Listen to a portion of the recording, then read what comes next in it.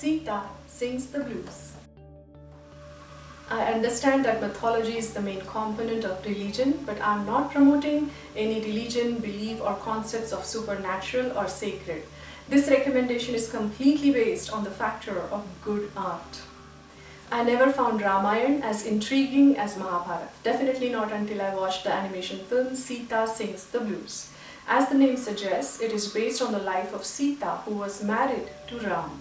Ram, in popular cultural opinion, is held up as the absolute icon of dharma and virtuousness.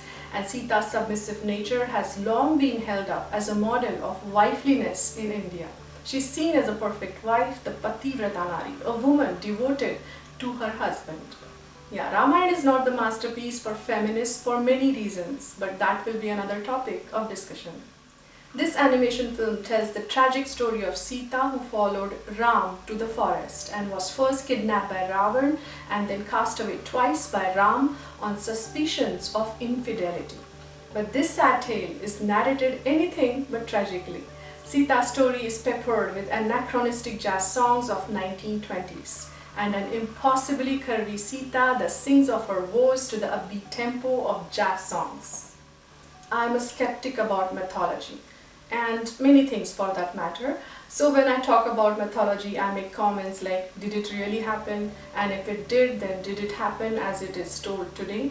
So when I was reading a book based on the life of Sita's sister, Urmila, I asked a girl I know, did you know that Sita was an adopted child? No one knows who her biological parents were. To which she said very confidently, no, everyone knows that she is the daughter of Earth and she came out of Earth. How can a person come out of Earth? I asked angrily. And she said very calmly, it was Satyayug and anything was possible in Satyayug. So you mean people could live without any rules of physics, chemistry, biology on this very earth? I raised my voice even further. And she said, yes, and it doesn't matter whether you believe it or not. I left the conversation at that because I like to choose my fights and prefer the ones that I am going to win.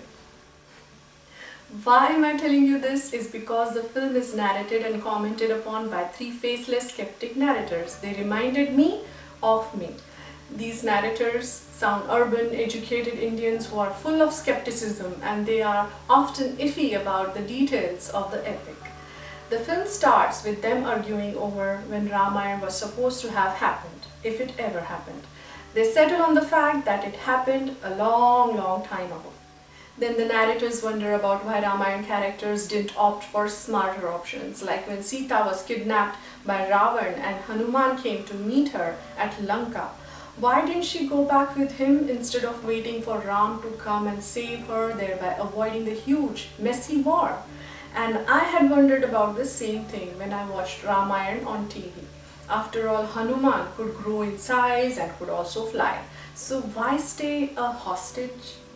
The story itself, when not being narrated, is told with 2D animations, wherein the animation styles keep varying, sometimes psychedelic, sometimes old school Indian art, and sometimes cartoon-like. In these animations, the characters of the Ramayana speak to each other in painfully ornate tones, keeping in the character of a long time ago, but occasionally break character to deliver golden lines. For example, when Dashrath banishes Ram, he delivers a long sonorous speech on how he must keep his word to his wife Kaikeyi.